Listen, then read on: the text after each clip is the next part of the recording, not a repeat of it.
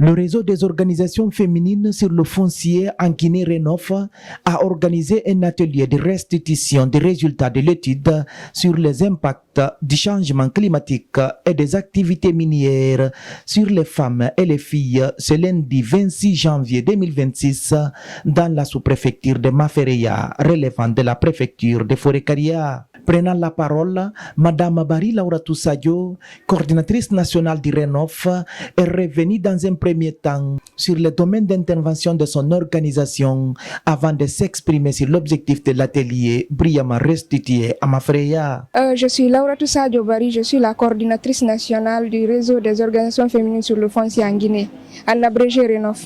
Bon, le Rénov, c'est un réseau regroupant divers acteurs et actrices, mais plutôt axé sur les femmes, quoi.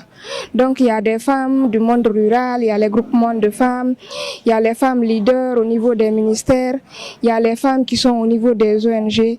Donc le Rénov, c'est en quelque sorte composé de ces femmes-là qui œuvrent pour l'accès équitable au foncier. Ce matin, nous sommes à Mafereya dans le cadre d'un projet financé par l'AFD en collaboration avec CCF Terre Solidaire et WOMIN. Donc, ce projet consiste à mener une étude terrain sur les réalités, l'impact du changement climatique d'abord et aussi des activités minières. Vous savez, quand les deux aspects sont cumulés, c'est-à-dire les impacts du changement climatique et les activités minières, ça devient encore plus alarmant pour les femmes. Donc on est allé sur le terrain, recueillir un peu les souffrances de ces femmes-là. Ensuite, aujourd'hui, nous avons organisé un atelier de restitution du rapport qu'on a fait de cette étude-là.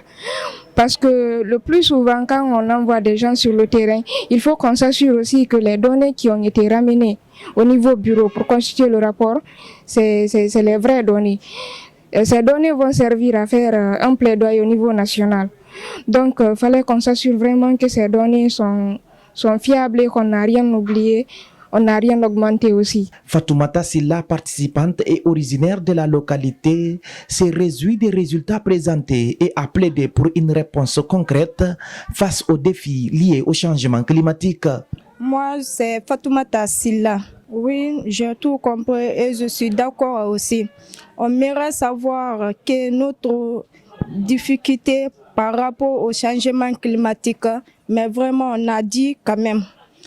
Changement climatique, le vent, la sécheresse, l'eau salée aussi, l'environnement est sué aussi, ça nous gêne aussi, on a tout expliqué. Pour sa part, Bailoso, chef de section pollution, nuisances et changement climatique dans la préfecture de Forêt-Caria, s'est dit témoin des résultats inclusifs et satisfaisants.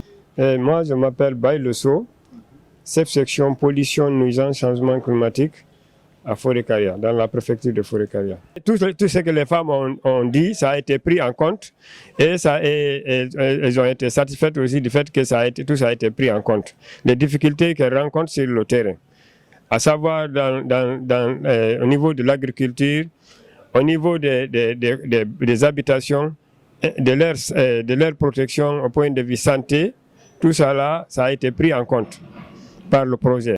Quant à Mamadou Selou Diallo, consultant, il a souligné que la situation du changement climatique dans la préfecture de Forêt-Caria est préoccupante, d'où la nécessité de la mise en œuvre d'un tel projet pour l'identification des solutions durables. Je suis Mamadou Selou Diallo, je suis consultant.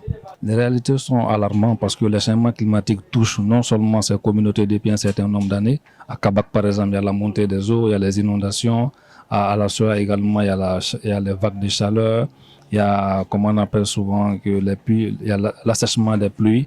Mais en plus de cela encore, il y a aussi les activités minières qui ont commencé dans ces zones.